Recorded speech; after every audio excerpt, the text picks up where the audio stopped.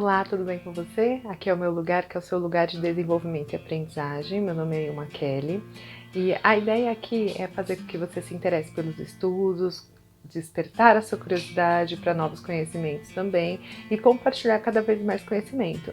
Então, se você gosta dessa ideia, se inscreve, curte esse vídeo se você gostar e compartilha, porque você ajuda a fazer com que ele chegue a cada vez mais pessoas.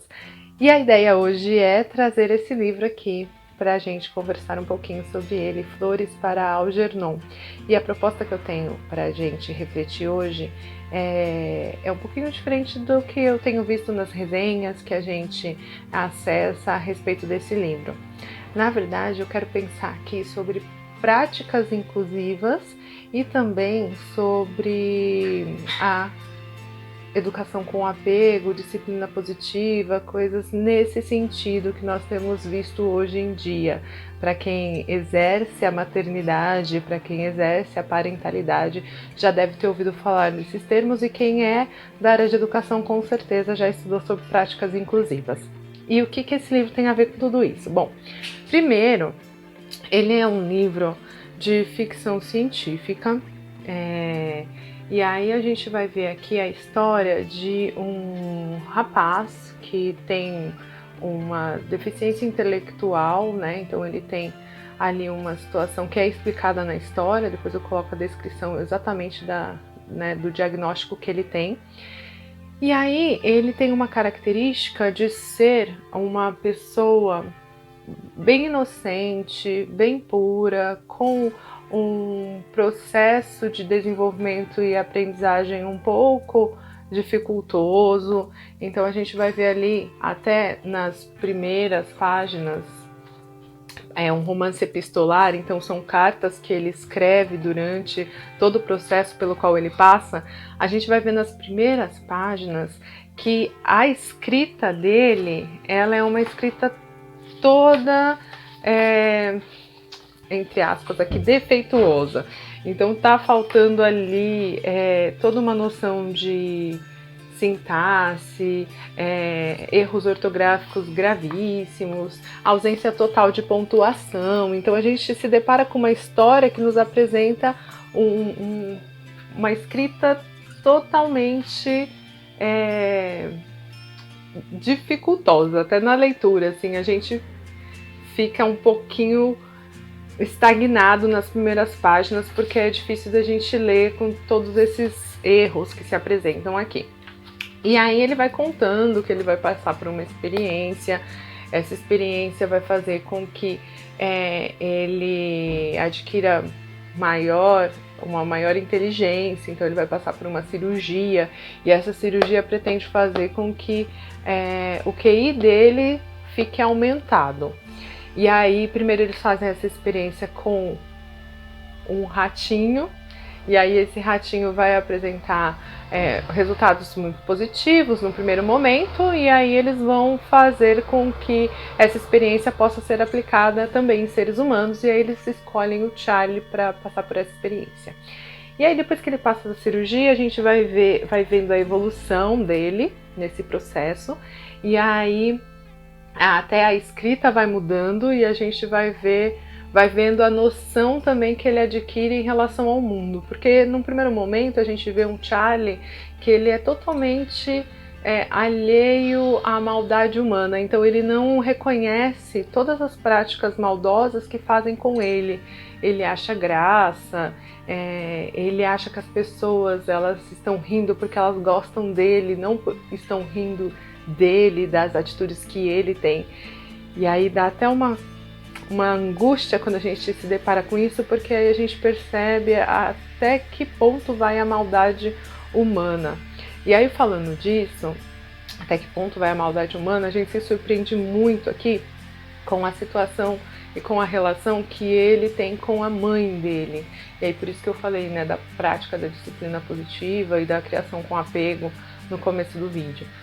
Porque a gente percebe que essa mãe aqui, ela tá totalmente desesperada com esse possível diagnóstico de que o filho dela tem algum tipo de deficiência intelectual. Então ela se vê ali num desespero tremendo, fazendo com que ele de alguma forma possa ser moldado de acordo com os parâmetros da sociedade, então que ele possa ser moldado de uma forma que ele seja aceito pela sociedade e aceito por ela, né? Porque ela espera que ele seja o mais normal possível.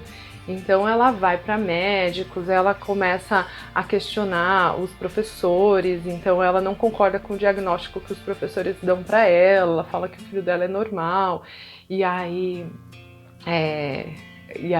com todas as aspas dessa palavra normal, e aí ele fica naquele desespero de também atender a expectativa da mãe, porque ele não consegue entender por que ela não o aceita da maneira que ele é.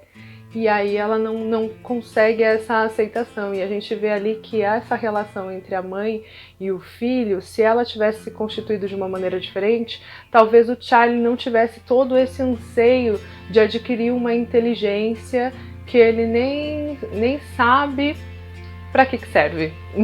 Né? Naquele primeiro momento, quando ele é criança, ele nem sabe para que serve, mas ele quer atingir essa expectativa, e isso até faz com que ele tome e aceite a condição de passar por uma experiência como essa, né? Passar por uma cirurgia para ver se o QI dele aumenta e em que proporção isso vai acontecer, com todos os riscos que essa cirurgia acaba trazendo.